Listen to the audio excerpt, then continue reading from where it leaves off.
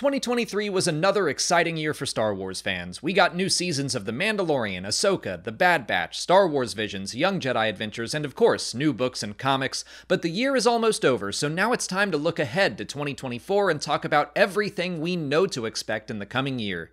Starting with live-action series, things are a little up in the air right now. The WGA and SAG-AFTRA strikes meant productions were put on hold, and the schedule has been shuffled around significantly. A press release from Disney Plus UK confirmed that the Acolyte and Skeleton Crew are expected for 2024. We don't currently have dates or months or even quarters to look forward to right now, but it seems like the Acolyte will come out first. It's described as a mystery thriller that will take viewers into a galaxy of shadowy secrets and emerging dark side powers in the final days of the High Republic era. A former Padawan reunites with her Jedi Master to investigate a series of crimes, but the forces they confront are more sinister than they ever anticipated. This is the project I am most excited for by far. I love the High Republic books and comics that have shaped that part of the timeline. If you're unfamiliar with that era, it starts around 500 years before the events of the Skywalker saga and goes for about 4 centuries. The Republic and the Jedi Order are both at the height of their power and idealism. Since the Acolyte takes place at the end of the High Republic, it should be about 100 years before the original trilogy or about 70 years before the Phantom Menace. I'm really hoping for a cat and mouse style story. We might get to see what the Sith were up to for all of those hundreds of years. The story pitch alone sounds awesome, but I'm also just excited to see our first live-action story set outside of the Skywalker saga. This is a big step for Star Wars. I think it's important that we see stories expanding outside of that 70-year time period between The Phantom Menace and The Rise of Skywalker. Star Wars Legends had plenty of books and comics and video games set outside of the Skywalker saga, but a major live-action series? This is huge. The other live-action project, confirmed for 2024, is Skeleton Crew, telling the story of 4 kids who find themselves lost in the vastness of the galaxy trying to find their way home. It was originally supposed to release later this year. According to Bespin Bulletin, they've heard Skeleton Crew will be pushed all the way to the holiday season of 2024, which is interesting, but with a story surrounding kids, I could see it being a good fit for family viewing around Christmas. I also wonder if Life Day could be central to the plot, like the kids are lost and trying to make it home during their own version of the holiday season. This series is part of the Mandoverse and that more connected storytelling within Star Wars right now, but since The Mandalorian Season 4 is still a ways out, even a year delay for the release shouldn't affect anything in the future. The footage shown at Star Wars Celebration included a shot of Vane, one of the pirate characters from The Mandalorian Season 3, but we don't know exactly how much it will connect to the rest of the Mandoverse. It's a bit of a wild card, which does excite me. The unknown is always going to be interesting to me, and having an E.T. or Goonies-style adventure sounds like a good fit for Star Wars. Finally, for live action, I will address Andor Season 2. It was originally slated for August of 2024, but halted production amidst the writers and actors strikes. I think it's possible, but unlikely it will be released next year. 2025 is far more likely. After the press release came out, Jermaine Lucier at Gizmodo reached out to his contacts at Lucasfilm and heard something similar. They, quote, didn't 100% close the book on Andor Season 2 debuting in 2024, but made it seem highly unlikely. I think that makes sense. Tony Gilroy has talked about the extensive post-production work that went into the show's first season. Technically, I think post-production could have continued on during the strikes for what was already shot, but even still, I think we're looking at a 2025 release date for Andor Season 2, which is a bummer because I loved Season 1, but I would much prefer they take the time needed to make the second and final season just as good. I can wait a little longer. But let's move into animated series. Again, a lot of these projects are up in the air. We don't have any dates set, but I think we will likely see the 3rd and final season of The Bad Batch in 2024. I'm at least hopeful. Jennifer Corbett shared a celebration of the show's final mix session earlier in December. They showed a trailer at Star Wars Celebration and announced the series' return for 2024.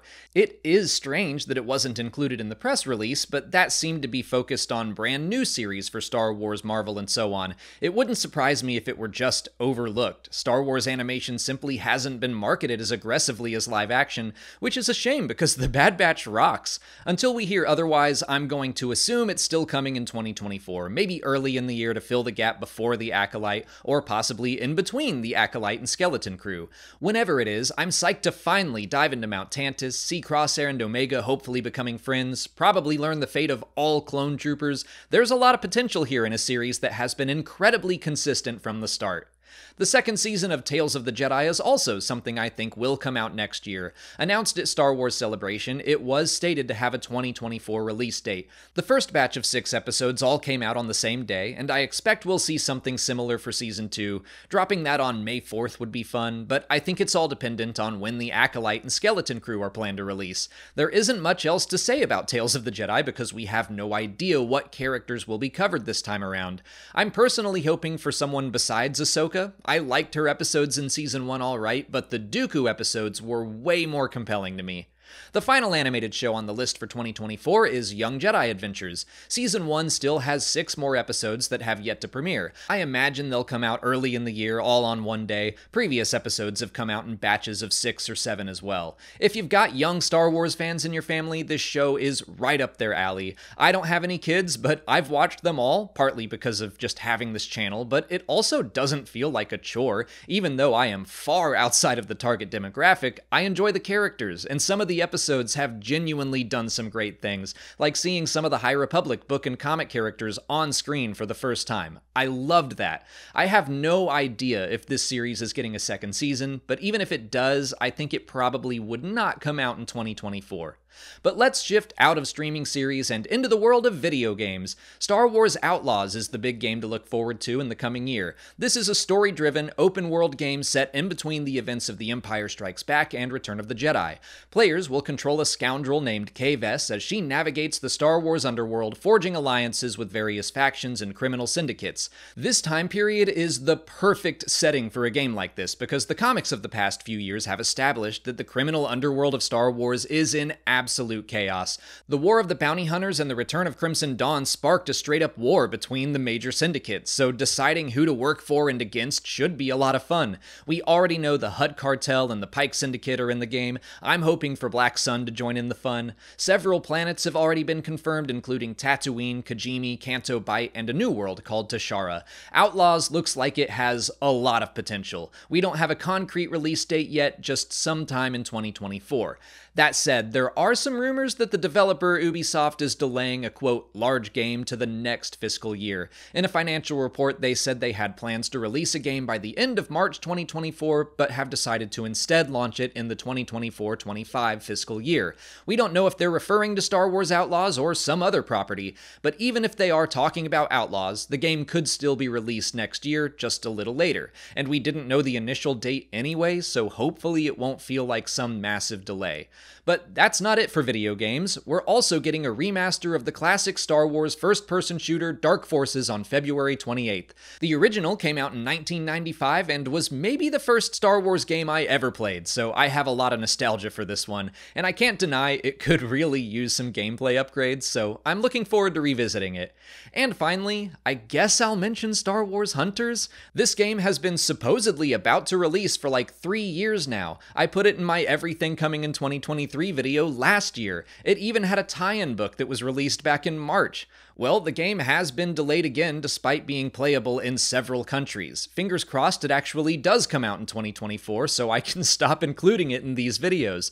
It's a combat arena game with some interesting character designs. I do think I'll give it a shot when and if it ever does come out. I think it'll be fun to play with friends, but this also isn't really the kind of game I love playing, so I'm not overly concerned about it. But let's move into the publishing side of the universe. I'm going to start there with the High Republic, since it's kind of its own beast. The third and final phase began in November and will continue on through 2024 and 2025. On January 30th, we'll see the Wave 1 middle grade book Escape from Valo by Daniel Jose Older and Alyssa Wong. At this point, the enemies of the Republic and the Jedi, called the Nile, have established their own territory behind what they call the Storm Wall, which prohibits hyperspace travel in or out of the occlusion zone. Valo is in Nile territory, and we'll see a group of Padawans attempting to escape in the story. Defy the Storm by Tessa Gratton and Justina Ireland will round out the Wave 1 books as the young adult story. It's currently set for release on March 5th. It will follow young Jedi Knight Vernestra Rowe and her scientist friend Avon Staros as they also work to find a way through the Storm Wall, but they're trying to get into Nile territory instead of escaping it. The Wave 2 books will start to come out in the summer, starting with the novel Temptation of the Force by Tessa Gratton on June 11th. There's currently no cover or even a publisher summary for this one, which is odd because despite coming out later, we do know a bit about the young adult and middle grade books. Beware the Nameless by Zoraida Cordova is the middle grade story that will follow the characters from Escape from Valo as they overcome their fears to stop the monsters that threaten the existence of the Jedi. It comes out on July 23rd. And our final High Republic book of 2024 is the young adult title Tears of the Nameless by George Mann, which comes out on September 3rd. It's about Reath Silas and a Padawan as they go on a mission to test their theories about the Nameless. But the High Republic stories are also told in comic form. The main Phase 3 comic by Cavan Scott has already begun. We're only 2 issues in, but I expect it will continue on every month through 2025 and the rest of the publishing initiative. The story follows Keeve Trennis, who is now a Jedi Master, as she fights the Nihil and, as of right now, their potential alliance with the Hutt Cartel. The High Republic Adventures by Daniel Jose Older has also started its Phase 3 run and will be a monthly ongoing series in 2024. Its first issue got off to a great start by answering some questions, which also introduced some brand new mysteries. This is considered to be an all-ages comic, but if past runs of the series are any indication, it will still explore some heavy themes just through the eyes of some younger characters. Shadows of Starlight is a 4-issue miniseries by Charles Soule that is just about over. It covers what happened in between phases 1 and 3. Only 1 issue remains, set to come out on January 3rd. And finally, for the High Republic, we have Saber for Hire by Cavan Scott, following the Jedi-turned-monster hunter Ty Yorick as she tries to help people survive the Nihil and other dangers behind the Stormwall. It will be a 4-issue miniseries kicking off on April 10th. Moving outside of the High Republic era, there are more books and comics on the way. The first novel is The Living Force by John Jackson Miller, which comes out on April 9th. It's set in the year leading up to the events of The Phantom Menace, and will follow all 12 members of the Jedi Council. After Qui-Gon Jinn protests the decommissioning of a Jedi outpost, the Council decides to set out on a goodwill mission across the galaxy, which catches the eye of some pirate factions who decide to try to assassinate the leaders of the Jedi Order. I am really psyched for this one for a few reasons. First, John Jackson Miller is a great writer. Second, getting to dive into the minds of every member of the Jedi Council is really exciting. Third, there just aren't many stories set at this point in the timeline, and I'm glad to see it being fleshed out. And fourth, it ties in nicely with the High Republic as we see how the Jedi Order has changed, shutting down the Jedi outposts that were abundant during their Golden Age. And we're getting another novel connected to the Phantom Menace in the form of The Glass Abyss by Stephen Barnes, releasing on August 6th.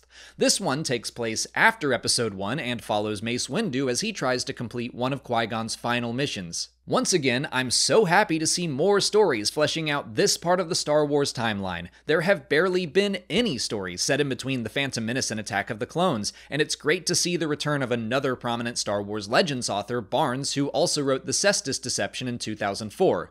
Those are all the books we currently know of, so let's get into comics, which seem set to enter a new era. Back in 2020, we got reboots of the flagship Star Wars title, Darth Vader, Dr. Aphra, and a new ongoing series, Bounty Hunters. They were all set in between The Empire Strikes Back and Return of the Jedi, and often connected through crossover events like War of the Bounty Hunters, Crimson Reign, Hidden Empire, and most recently, Dark Droids. Bounty Hunters is ending its run with issue 42 on January 17th. Dr. Aphra is also coming to a conclusion with issue 40 on January 31st. I think it's likely Star Wars and Darth Vader won't be far behind. They're both running at least until their 45th issues, which will come out in April, but after that, what's gonna happen? We have no clue. I think the most likely scenario is they might reboot Star Wars and maybe Dr. Aphra into post-Return of the Jedi stories. But it is really interesting to see these prequel-era books coming out, and like I said, the time period between The Phantom Menace and Attack of the Clones is wide open. We've had a comic miniseries following Obi-Wan and Anakin before, but I think an ongoing series following their early training days together could be great. But there's been no confirmed news that Star Wars or Darth Vader will be ending, so this is all pure speculation right now. But it is interesting to note that we're getting several more prequel-era comics this year. When Ethan Sachs completes his run of Bounty Hunters, he is moving on to a miniseries about Jango Fett, which begins in March. We don't currently know any details about the story. On February 7th, we'll see the start of a Mace Windu 4-issue miniseries by Mark Bernardine. It also looks like it's set in between episodes 1 and 2, following Mace as he tries to stop the secrets of a deadly scientific discovery from falling into the wrong hands. I'm just saying, 2 prequel-era books and 2 prequel-era comics, and it's the 25th anniversary of The Phantom Menace. I could see the main Star Wars comic shifting to this era. Until now, the flagship title has only followed the original trilogy stars, but I think it would be great to mix things up and focus on the prequels for a change. Marvel is also kicking off a comic adaptation of the book Thrawn Alliances on January 24th. That's exciting, if only because it could give us our very first visual depiction of Thrawn's enemies from the unknown regions, the Grisk. The Star Wars Visions comics are getting another issue on February 21st, written and illustrated by Takashi Okazaki, his second Star Wars comic about the Ronin from Star Wars Visions Volume 1. I usually just get digital copies of the comics, but I bought his first Visions comic to have because the art is that cool. Marvel is also finishing off the Obi-Wan Kenobi adaptation, which should wrap up in March, and the comic adaptation of The Mandalorian Season 3 is ending in January. I wouldn't be surprised at all to hear that the Book of Boba Fett will be getting an adaptation next. Over at Dark Horse, the 12th issue of Hyperspace Stories just came out, and I can't find any information on a 13th, but I also haven't seen any announcement that it wouldn't be continuing, so I'm not sure if the monthly issues will keep going, but Hyperspace Stories will be releasing some character-specific issues in 2024, so maybe the series is simply shifting in that direction. On July 23rd, we're getting an issue about Qui-Gon Jinn. Issues about Obi-Wan, Luke, Leia, Mace Windu, Rey, General Grievous, Kylo Ren, and Darth Vader were also announced, but we don't have dates for them yet. And with that, we have reached the end of everything we know is on the way in 2024, but there will almost definitely be more announcements. It happens every year, so keep an eye out for more, especially in the world of publishing. I have a feeling live-action, animation, and video games are more tightly locked in the schedule, but you never know. What Star Wars stories are you most excited to experience in the coming year? Let me know in the comments. If you haven't already, please like this video, subscribe to the channel to keep up with all these stories as they release, follow us on our socials, and consider checking out our Patreon page for even more coverage like video reactions and book club discussions. As always, thanks for watching, and may the Force be with you.